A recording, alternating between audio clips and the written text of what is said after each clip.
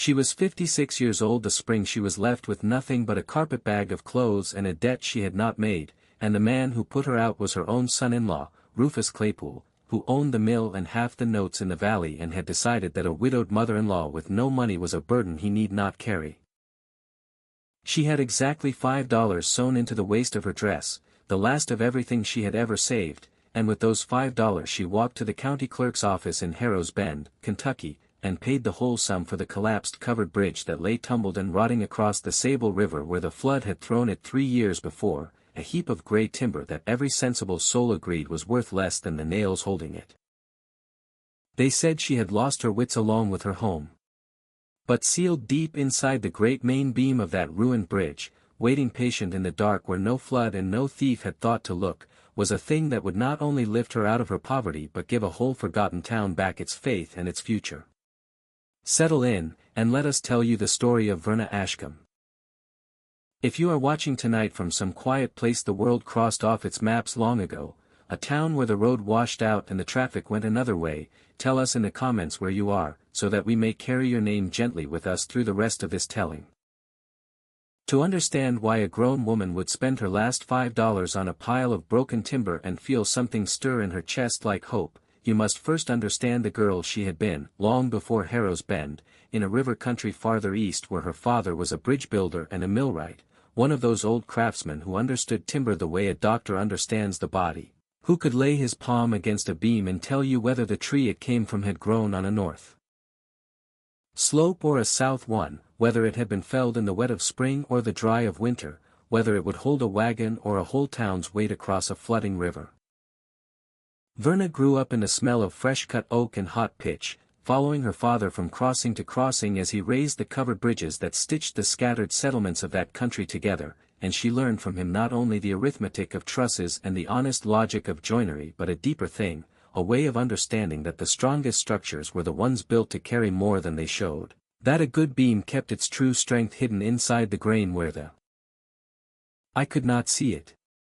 Her father, a lean and thoughtful man named Absalom Reed, used to say that a bridge was the most generous thing a man could build, for it existed only to carry others across, to join what the river had divided, and that a town without a good bridge was a town cut off from its own future.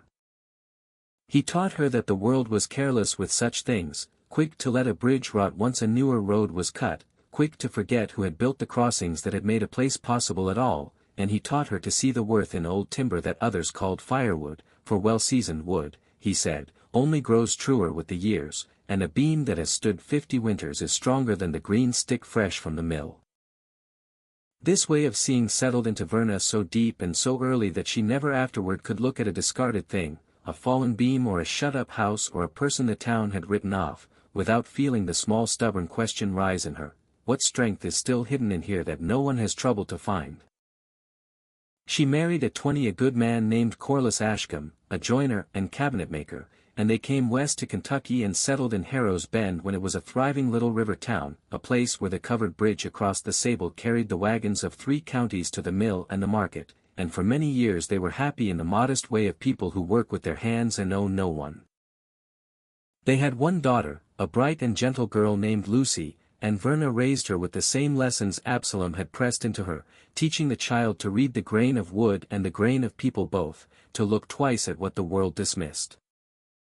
Corliss built furniture that outlasted the men who bought it, and Verna kept the accounts and the garden and worked beside him in the shop, and the covered bridge stood at the center of all their lives, the great dark span with its shingled roof where children played out of the rain and courting couples lingered and every soul in the valley passed a dozen times a week, the bridge that Verna's own father had, in a turn of fortune she treasured, been hired to inspect and repair in the last year of his working life. For Absalom Reed had come to Harrow's Bend in his old age, summoned by the town to strengthen the aging Sable River Bridge, and he had spent a whole autumn there living with Verna and Corliss, laying his knowing hands on the timbers, replacing what was weak, and, though no one thought it remarkable at the time, personally rebuilding the great main beam, the central cord that carried the whole weight of the span. Verna had watched her father work that season with a daughter's quiet pride, not knowing, for he never told her, that he was doing more in that beam than mere carpentry, that he had been entrusted with a secret and had chosen the strongest, most patient hiding place his craft could offer. He died that winter, content, and Verna kept as her dearest inheritance the memory of his hands upon the bridge, and the town went on crossing it for years, never guessing what the old bridge builder had sealed inside his final work. The fall, when it came in stages, each one seeming survivable until she looked back and saw how far she had descended. The first blow was the flood, the great Sable flood of a spring 3 years before our story opens, when the river rose in a single night higher than the oldest man in Harrow's Bend could remember and tore the covered bridge from its stone piers and flung it broken along the bank, and the town, which had grown poorer and smaller in the lean years, could not find the money to rebuild it. Without the bridge the main road died.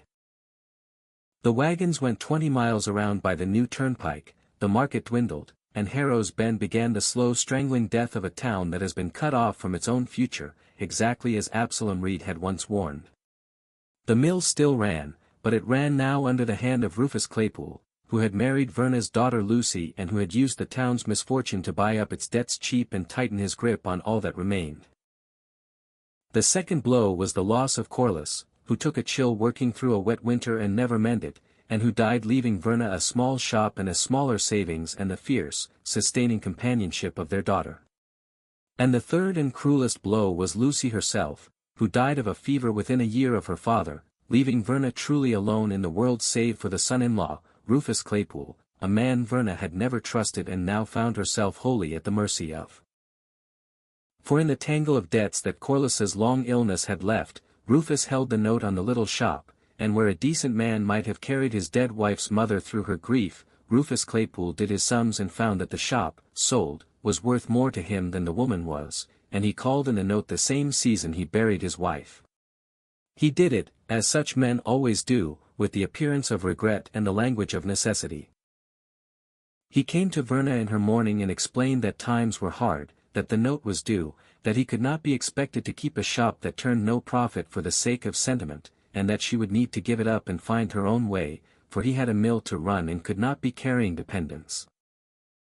He offered her, with a great show of generosity that he made sure the town witnessed, a place in the mill's boarding kitchen scrubbing pots, and when Verna, who had run her own accounts for 30 years, declined to be so reduced by the man who had let her daughter's mother be turned out, he shrugged and said the choice was hers, and the town, always relieved to believe a sad story has been kindly handled, mostly took Rufus at his word and called Verna proud and difficult for refusing.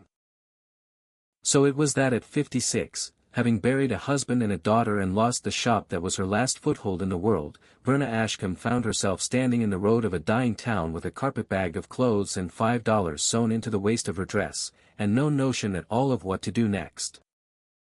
She spent 2 nights in the loft of a kindly widow named Prudence Gale who kept a few chickens and asked nothing, and on the second sleepless night, lying in the straw and listening to the far sound of the Sable River running past the town it no longer served, Verna found her mind circling back, as grief-worn minds will, to her father and to the bridge, to the memory of Absalom Reed's hands upon the great main beam in that last golden autumn of his life. And a strange thought came to her, half a dream and half a certainty, that she should go and look at the ruin of the bridge, the broken span that no one wanted, and see what strength might still be hidden in it, because her father's work was in that wood, and because she had nowhere else in all the world to turn her eyes. She went to the county clerk the next morning and asked what it would take to own the wreck of the Sable River Bridge, and the clerk, a bored young man named Ithiel Fenn, laughed aloud, for the collapsed bridge was carried on the county's books as a liability, a hazard the county would gladly be rid of, and he told her that for $5 and a promise to clear it from the bank she could have every rotten stick of it. Verna took the $5 from the waist of her dress, the last money she had in the world, and laid it on the counter, and Ithiel Fenn stopped laughing and looked at her strangely and made out the paper, and by noon Verna Ashcombe owned a heap of broken timber lying along the river, and the whole of Harrow's Bend agreed that grief had finally taken her wits. But Verna walked down to the riverbank that afternoon and stood among the tumbled gray beams with the spring sun on her shoulders, and she began, from long habit and deep instinct, to search for her father's hand in the wreck. It took her 3 days of patient clambering over the ruin to find the great main beam, for the flood had thrown the span into a tangle and half buried the central cord in silt and drift, but Verna knew that beam as she knew her father's face, knew its length and the particular way he had scarfed its joints, and when at last she uncovered it she laid her palm against the old oak the way Absalom had taught her and felt the soundness still in it. 40 feet of seasoned timber that the flood had bruised but not broken. And it was in the running of her hands along that beam, searching its grain in the low gold light of evening, that she found the first sign, a place near the center of the beam's underside where the wood had been let in and fitted back so cleverly that only a bridge builder's daughter would ever have seen it, a patch of grain that did not quite run true, a seam sealed with pitch and pegged with oak so that it had held watertight through 3 years in the river. Her heart began to beat in the old way, the way it beat when a discarded thing began to answer her question, and she knew with a certainty beyond reason that her father had opened this beam and closed it again, and that whatever he had hidden inside his final work was still there, sealed in the heart of the timber, waiting. She did not have the strength to open it that first evening, for freeing the great beam and cutting into oak that her father had pegged tight was more than an aging woman could do with her bare hands, and so she did a wise thing instead of a hasty one. She went back to Prudence Gale's loft and she thought, all night, about what she might have found and about who must not know she had found it. Some deep caution, born of a lifetime watching men like Rufus Claypool handle the misfortunes of others, told her that if her son-in-law learned there was value in that ruined bridge he had let her buy for $5, he would find a way to take it, note or no note, law or no law. So in the morning she borrowed, on the promise of future work, a mallet and a set of chisels and a pry bar, telling Prudence only that she meant to salvage the sound timber from the wreck to sell, which was true enough, and she went down alone to the river and set to work freeing the main beam from the tangle and clearing the sealed seam that her father's hand had made. It was slow, hard labor for a woman alone, and it took her the better part of 2 days, but Verna had swung a mallet beside her father and her husband both, and she knew how to let the tool do the work, and at last, on a still grey afternoon with the Sable running low beside her, she drove her chisel along the old pitch-sealed seam and worked the fitted panel of oak free from the belly of the beam, and found that her father had hollowed out a long dry chamber in the very heart of the timber, lined it with waxed cloth against the damp, and packed it with the past. There was a leather wallet gone stiff with age, and a small iron strongbox no bigger than a Bible, and a bundle of papers wrapped in oilcloth, and atop it all a folded letter sealed with wax into which someone had pressed a lawman's star. Verna sat down in the silt beside the broken bridge with her father's secret in her lap, and she broke the seal, and by the fading light she began to read, and what she read there changed everything she had believed about the town she had lived in for 30 years. The letter was not in her father's hand but in another, an older and more formal script, and it was signed by a name that made Verna's breath catch, for it was the name of Josiah Wingate, the sheriff of Harrow County who had died some years before her father ever came to repair the bridge, a man the town still spoke of as a legend, the honest lawman who had cleaned the river country of the gangs that once preyed on it and who had died. So the story went, a poor man with nothing to show for a life of service. But the letter told a different tale. Josiah Wingate wrote that in his years as sheriff he had recovered a great sum of stolen money, gold and banknotes taken by an outlaw band from the payrolls and strongboxes of half the county, and that when the outlaws were caught and hanged the money had never been claimed, for the banks that lost it had failed and the payrolls belonged to a railroad that had folded, and the law provided no clear owner. Sheriff Wingate could have kept it, and no one would have known. He could have turned it over to the county, where he had watched too many such fortunes vanish into the pockets of officials no more honest than the thieves. Instead he had done a thing that only a truly honest man would think to do. He had resolved, the letter explained, that the recovered fortune should one day be used for the good of all the people it had been stolen from, held in trust until the county could be sure of putting it to a purpose that served the whole community rather than any single grasping hand, and he had drawn up, with a lawyer he trusted, a deed of trust that named the money the common property of Harrow's band, to be used for a public work that would benefit every family in the valley. But the sheriff had grown old and ill before the right moment came, and he had feared, as honest men in corrupt times must, that if he simply handed the fortune to the county it would be stolen a second time, this time by the respectable. So he had hidden it, and he had left instructions with the one craftsman in all the county he trusted to guard it and to reveal it only when the town truly needed it, and that craftsman, Verna understood with a flood of love and wonder, had been her own father, Absalom Reed, summoned to Harrow's Bend in his old age not merely to repair a bridge but to become the keeper of a dead sheriff's final act of faith. The papers in the oilcloth told the rest.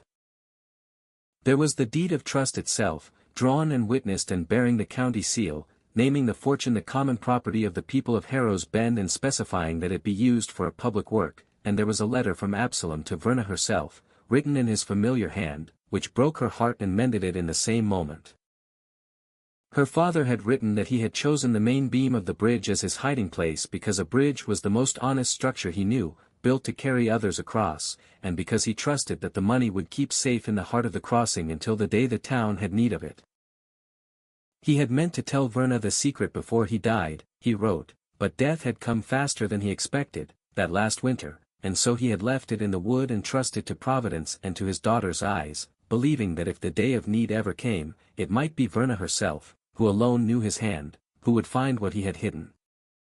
Verna wept then beside the river, for she understood that her father had, in a way, reached across the years to save her, that the ruined bridge she had bought in blind grief for her last $5 had been left in her keeping by a man who loved her, and that inside the strongbox at her feet lay not merely a fortune but a sacred trust, a dead sheriff's promise and a dead father's faith, waiting for her to make it good. She counted the money that night by candle in the loft, the strongbox opened at last, and it was a great sum indeed, gold coin and sound banknotes enough to rebuild the bridge 10 times over and mend the whole dying town besides, and for one long human moment Verna Ashcombe, who had nothing in the world but a carpetbag and the clothes she stood in, let herself feel the weight of it in her hands and imagine what it could buy her, comfort and safety and a roof of her own and a quiet revenge upon the son-in-law who had cast her out. But the moment passed, as such moments pass in a woman raised by Absalom Reed, for she heard her father's voice as plainly as if he stood beside her, saying that a bridge exists only to carry others across, and she looked at the deed of trust with its plain honest words naming the fortune the common property of Harrow's Bend, and she knew that the money was not hers and had never been meant to be, that it had been stolen once and hidden twice precisely so that it could one day be given, and that she would sooner die poor than betray the double faith that 2 good men had sealed inside that beam.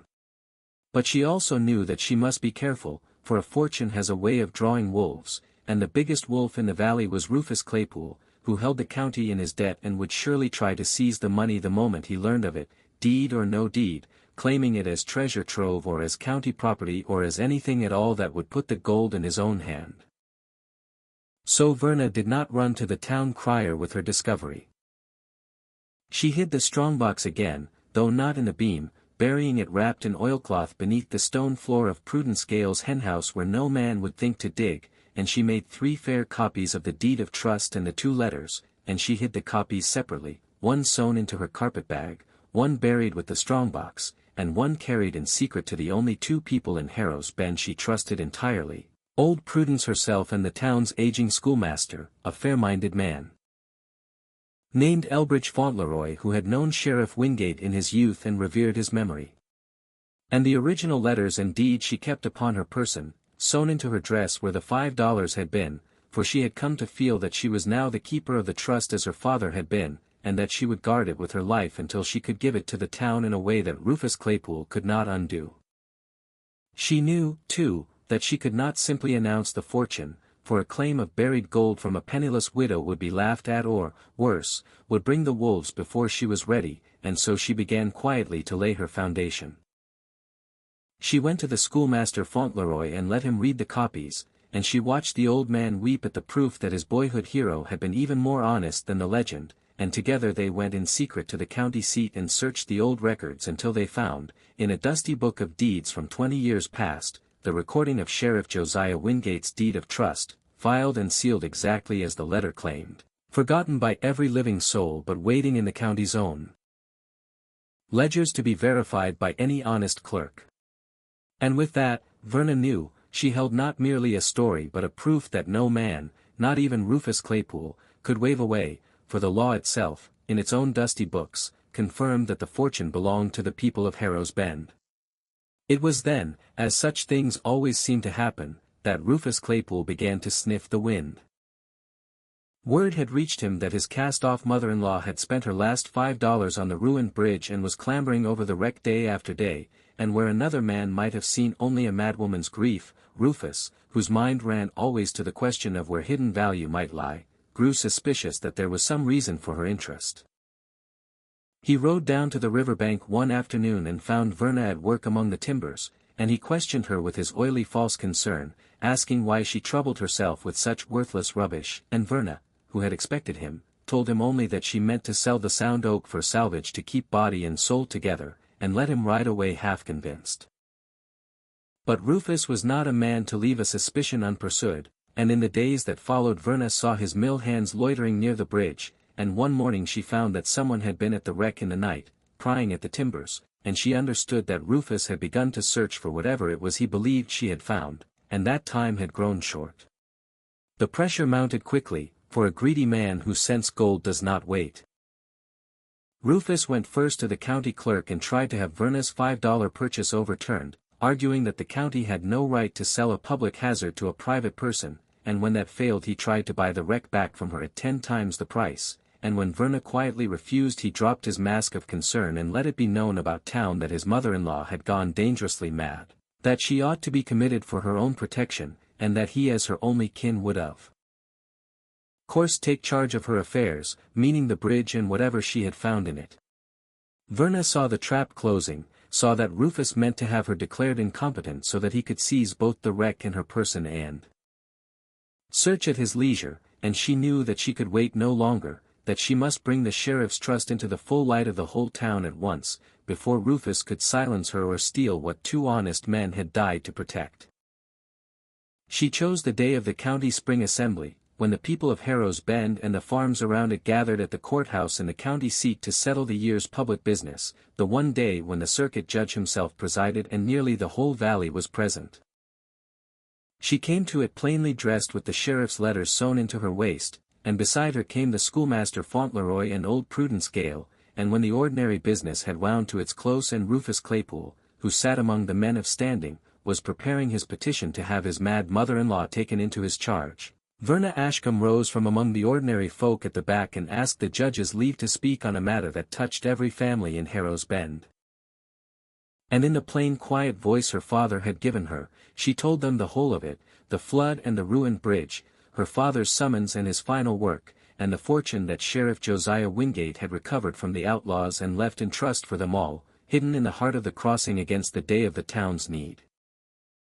There was an uproar, of course, and Rufus Claypool leapt to his feet to cry that the woman was mad, that it was all the raving of a broken mind, but Verna calmly drew from her waist the letters and the deed and handed them up to the judge, and the schoolmaster Fauntleroy testified that he had verified the sheriff's deed of trust in the county's own records, and the judge sent his clerk to fetch the old book of deeds, and there before the whole assembly it was found and read aloud, the recording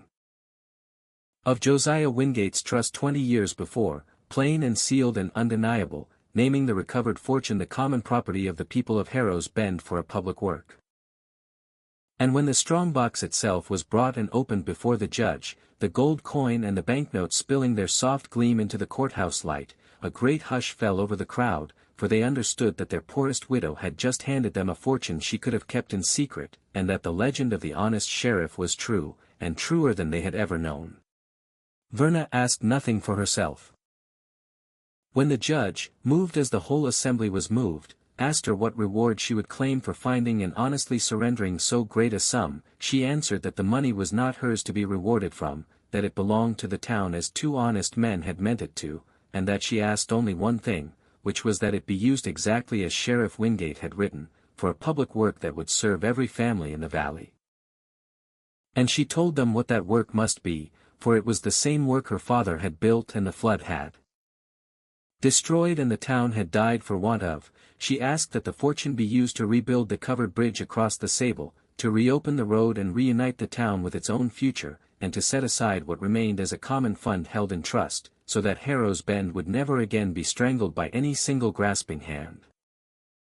The assembly wept and cheered, and the judge decreed it so, and the deed of trust was made the law of it, placing the fortune and the bridge beyond the reach of any private man forever.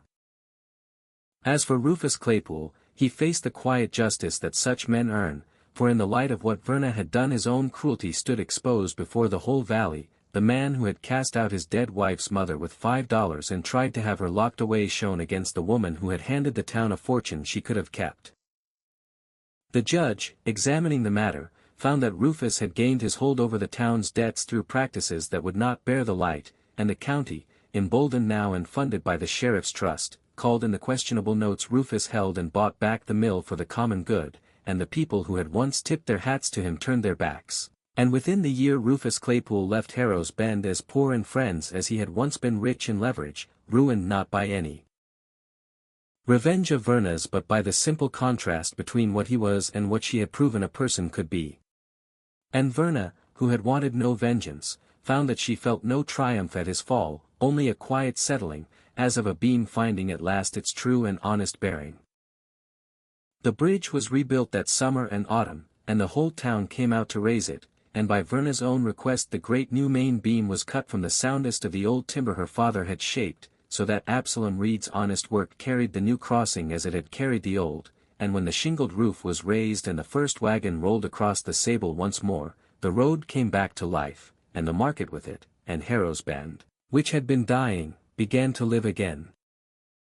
Verna Ashcombe was made the keeper of the town's common trust, a work she did with her father's care until the end of her days, and she never took for herself more than a modest cottage and an honest living, and she spent her years teaching the young people of the valley to read the grain of wood and the grain of people both, to look twice at what the world had written off, passing on what a dead sheriff and a dead bridge builder had sealed inside a beam, that the strongest things carry more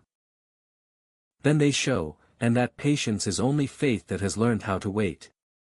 She was 56 years old the spring she was left with nothing but a carpetbag and a debt she had not made, and the son-in-law who cast her out called it necessity, and the whole town called her a fool for spending her last $5 on a collapsed covered bridge that everyone agreed was worth less than its nails.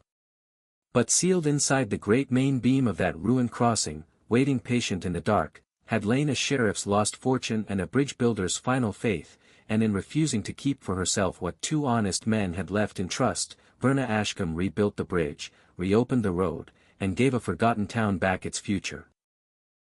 She had spent her whole life learning to see the strength still hidden in what others discarded, the sound beam in the ruin, the true worth in the thing the world called firewood, and in the end that seeing turned upon her own broken life and lifted it, for she too had been discarded, cast out with $5 and called mad for hoping, and she proved with her own weathered hands that nothing the world writes off is ever truly finished, not a bridge, not a fortune, not a town, and not an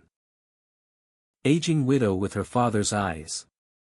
That is what she did, and that is why they stopped calling her a fool and began, quietly and forever after, to call her by her name, which was Verna Ashcombe, the keeper of the Sable Crossing, the woman who found a sheriff's lost fortune waiting in the heart of a bridge that everyone else had abandoned. Thank you for staying with us by the fire through the long telling of this one, for keeping company with the great timber and the running river and the faith that waited so patiently in the heart of the beam. If Verna's story warmed some quiet place in you tonight, share it with someone who needs to be reminded that the things and the people the world hurries past are so often the ones with the most strength still hidden inside them. And before you go, let us leave you with the single question this story keeps asking, the question Verna Ashcombe answered with her whole honest heart: what is a time in your own life when you found real value in something, or in someone, that others had already written off as worthless, and what did the finding teach you about your own hidden strength?